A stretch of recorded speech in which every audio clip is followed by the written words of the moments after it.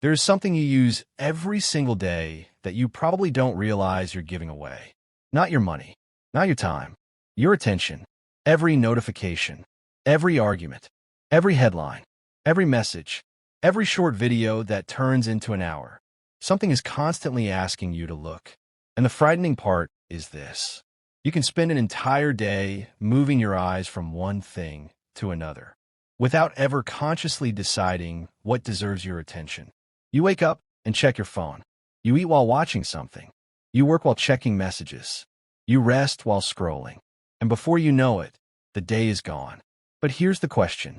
Who actually decided where your attention went? Because the Stoics believe something that sounds simple, but becomes disturbing when you really think about it. If you cannot control your attention, then you're giving other people, other things, and even your own impulses permission to control your experience of life. And Marcus Aurelius understood this problem long before smartphones existed. The technology was different. Human nature wasn't. Imagine waking up tomorrow with one rule. You will not give your attention to anything unless you deliberately choose to. No checking your phone the moment you wake up. No immediately reacting to someone's message. No opening an app simply because you're bored. No replaying an insult in your head for 3 hours. No allowing someone else's opinion to determine your mood. At first, this sounds like freedom. Then you try it, and you discover something uncomfortable. Your attention doesn't always want to obey you. Your hand reaches for the phone before you've even thought about it. A notification appears, and suddenly whatever you were doing feels less important. Someone says something insulting, and your mind keeps returning to it. You sit in silence for 5 minutes, and somehow 5 minutes feels unbearable. This is where Stoicism becomes much more than an ancient philosophy. Because the Stoics weren't simply asking, how do I become more productive? They were asking something deeper. What deserves access to my mind? And that question changes everything. Epictetus, one of the most influential Stoic philosophers, built much of his philosophy around a simple distinction. Some things are within our control. Others are not. You cannot control what another person thinks about you. You cannot control what appears on your screen. You cannot control whether someone insults you. You cannot control what happened yesterday. But you can begin to control what you give your attention to. And that distinction is incredibly powerful. Because most people try to control the world first. They want everyone to understand them. They want people to respect them. They want circumstances to cooperate. They want uncertainty to disappear. And when the world refuses, they become frustrated. The Stoic does something different. He asks, what part of this actually belongs to me? That question takes you out of the chaos. Because the moment you realize something doesn't deserve your attention, you don't have to keep wrestling with it. You can let it pass. But there's a deeper problem. Because distraction isn't only coming from your phone. Think about the last time someone criticized you. Maybe they said something unfair. Maybe they misunderstood you. Maybe they dismissed something you work hard on. The conversation ended, but it didn't really end. You went home. You ate. You tried to sleep. And your mind was still having the conversation. You imagine what you should have said. What they should have said. What you'll say if it happens again. Hours later, the person is doing something completely different. But you're still arguing with them inside your head. This is another form of distraction. And it's more dangerous because there is no notification. No screen. No app. Just your own mind. The Stoics understood that an external event and your judgment about that event are not the same thing. Someone can insult you. That's the event. But the story you continue telling yourself about the insult is something else. And that second part is where your attention gets trapped. Marcus Aurelius spent much of his life surrounded by things most people would consider impossible to ignore. Political pressure, illness around him, death, conflict, responsibility. And yet, in his private reflections, he repeatedly returned to the importance of governing his own mind. Not because the world was peaceful, but precisely because it wasn't. That's the paradox. You don't learn self-control because life is going to become easier. You learn self-control because life will continue to be unpredictable. People will disappoint you. Plans will fail. Someone will misunderstand you. Your phone will keep demanding your attention. The world will keep producing noise. The goal isn't to eliminate the noise. The goal is to stop becoming noise yourself. Think about that. You don't need a silent world to have a quiet mind. You need the ability to decide what enters. And this brings us to the first practical Stoic rule. Do not respond to every stimulus. Just because something demands your attention doesn't mean it deserves it. A notification is a request, not a command. A comment is an opinion, not a verdict. An insult is an event, not an instruction. A thought is a thought, not necessarily a truth. This sounds obvious, but try applying it. The next time your phone lights up, don't touch it immediately. Pause. Ask, did I choose to look at this, or was I pulled toward it?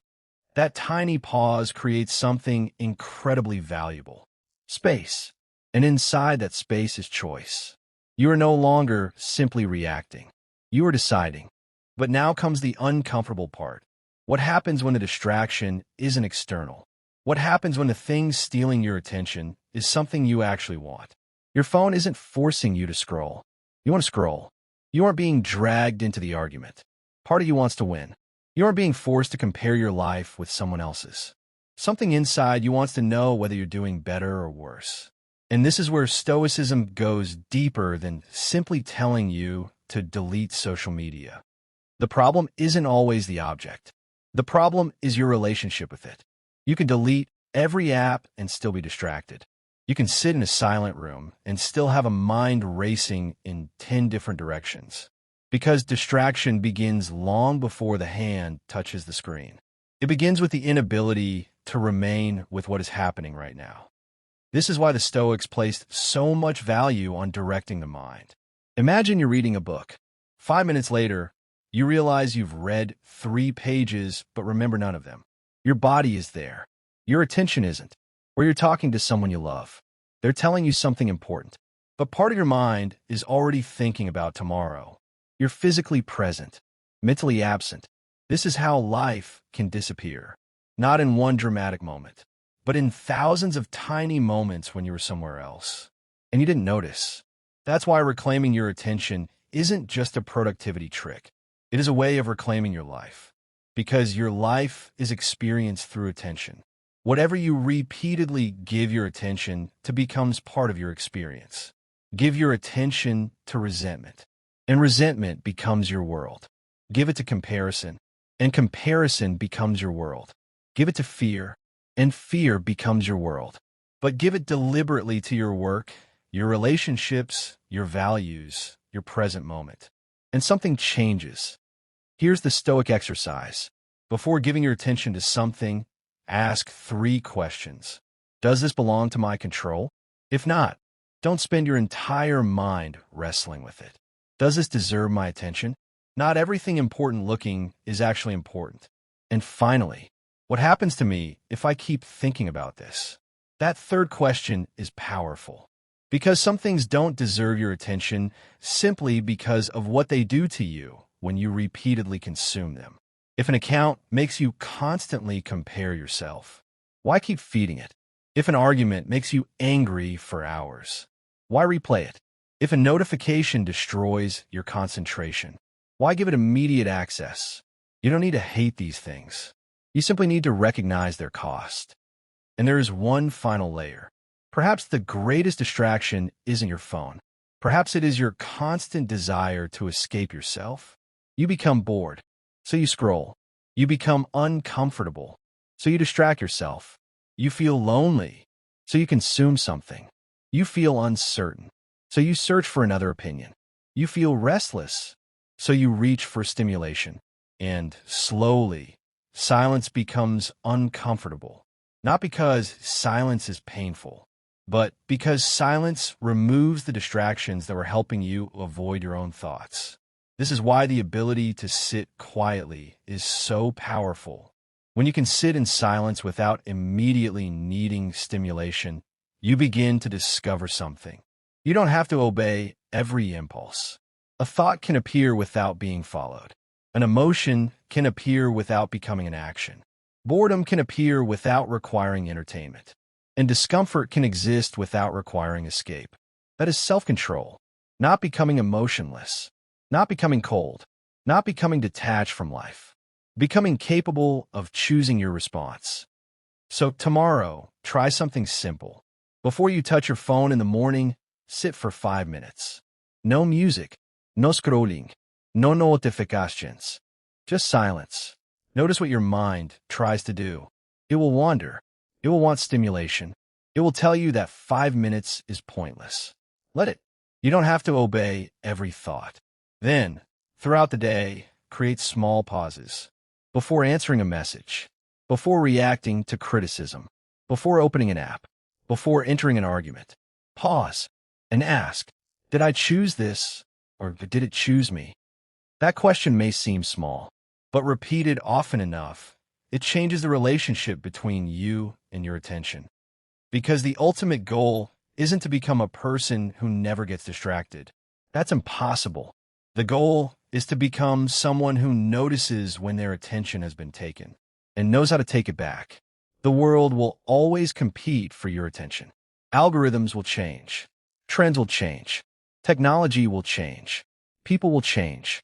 But the fundamental Stoic challenge remains the same. Can you decide what deserves your mind? Because your attention is more than a productivity resource. It is where your life is happening. Every hour you spend consumed by resentment is an hour of your life. Every hour lost to comparison is an hour of your life.